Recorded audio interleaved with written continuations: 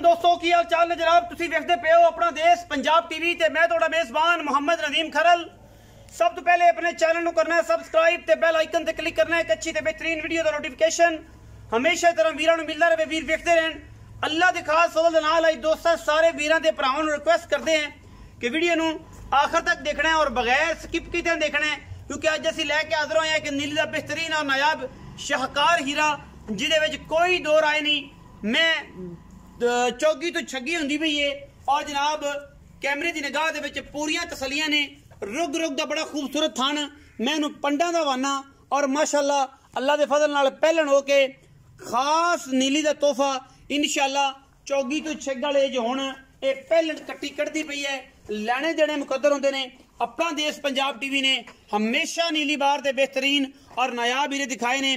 पहलन मैं पिछे कट्टा सजरी सुई हुई है, लेने देने मुकद्दर ने, पंडा दे हवाने ने माशाअल्लाह और अल्लाह दे फजल नाल कोई कमी कुताई किसे पासों नहीं हैगी इहदे विच, क्योंकि असी करने हैं मेहनत और जनाब मेहनत दा फल अल्लाह पाक की जात देंदी है और कोई बंदा बशर नहीं दे सकता। मज दी जात खानदान और जनाब इहदी पहचान करनी है। वीर वेख लैणगे, वीरां नूं समझ आपे आ जाणियां ने कि मज दा बच्चा है या गली बाती नदीम बस एवें अज रौला ही पाई जांदा है। अखां शाह कालियां मैं दा मुंह कैमरामैन साहब विखा दिया जे अजे कन्नियां वाले बिल्कुल नहीं कड्डे।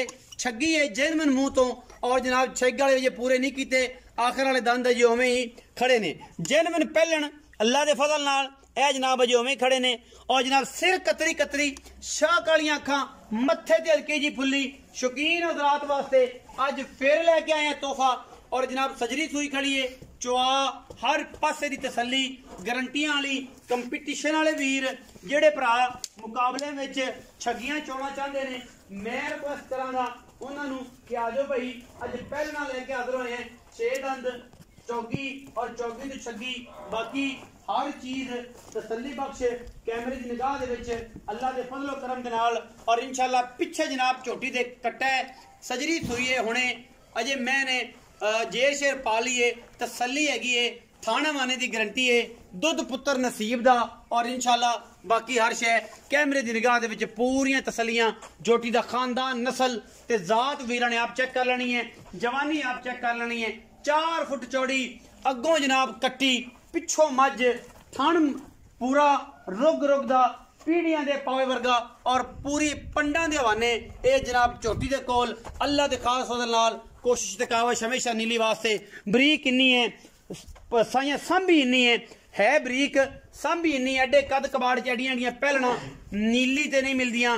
बाकी सारा जहान तो कहंदा है कि यार मेरी भी मज नीली दी, मैं भी कहना मेरी भी नीली दी, लेकिन अल्हम्दुलिल्लाह असी अगर नीली विखाने हैं तो नीली अपना हुस्न दसदी है। कोई 100 साल 50 साल 70 साल की गल नहीं, ये रिश्ता है जनाब तकरीबन कोई 4 साल पुराना इंशाअल्लाह। और ये जड़ियां गल्लां ने नीली ते मज कदे 10 साल जो 5 साल बाद एक ए जी पहलन पैदा होंदी है, लेकिन ये शरफ है नीली नूं सतलुज बार नूं कि एक तो एक वध मज इंशाअल्लाह नीली बार ते निकलती रहती है।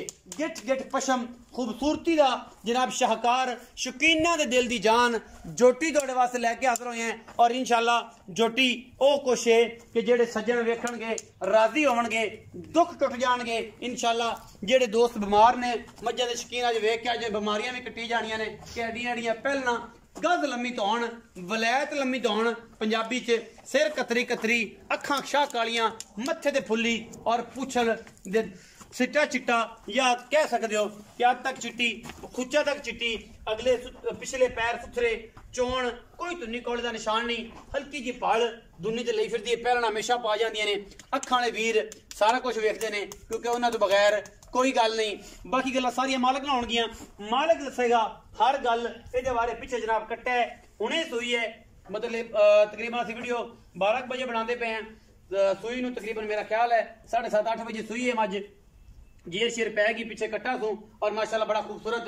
कैमरामैन साहब कट्टा विखाओ मालिक ने गल्लां करिए और उस तो बाद दोस्तों दो इजाजत चाहिए। कट्टा विखाता जी, आओ जी आओ जी। अस्सलाम वालेकुम। वालेकुम सलाम भाईजान की हाल चाल? अल्लाह का शुक्र, सेहत तबीयत बड़ा शुक्र, सारी खैर मेरे अल्लाह का करम। प्यारा जा नाम दसो। मोहम्मद शमून। शमौन भाई शमौन ये जेड़ी मझ है किनवा सू है? पहलन पहलन ਮੂੰਹ ਵਿਖਾਤਾ ਮੈਨੇ ਆਪੇ ਦੱਸਣ ਦੀ ਲੋੜ ਵੀ ਕੋਈ। ਹਾਂਜੀ ਪੋਲੀ ਹੈਗੀ ਮੂੰਹ ਦੀ, ਹਾਂਜੀ। ਸੁਥਰੀ ਹੈ, ਸੁੱਚਾ ਦਾਣਾ ਹੈ। ਅੱਛਾ ਕਦੋਂ ਸੂਈ? ਇਹ ਅੱਜ 8-9 ਵਜੇ ਸੂਈ ਜੇ ਸਿਰ ਪੈ ਗਈ ਪੈ ਗਈ। ਥਾਣਾ ਦੀ ਗਾਰੰਟੀ ਗਾਰੰਟੀ ਛੱਟੇ ਫਾਰੇ ਦੀ ਨਾ ਕੋਈ ਪਾਸ ਕਰਕੇ ਲੈ ਜਾਏ, ਅੱਲਾ ਦਾ ਸ਼ੁਕਰ ਹੈ। ਕੋਈ ਟੈਨਸ਼ਨ ਨਹੀਂ, ਬਿਲਕੁਲ ਵਾਧਾ ਘਾਟਾ ਨਹੀਂ। ਫਿੱਟ ਹੈ।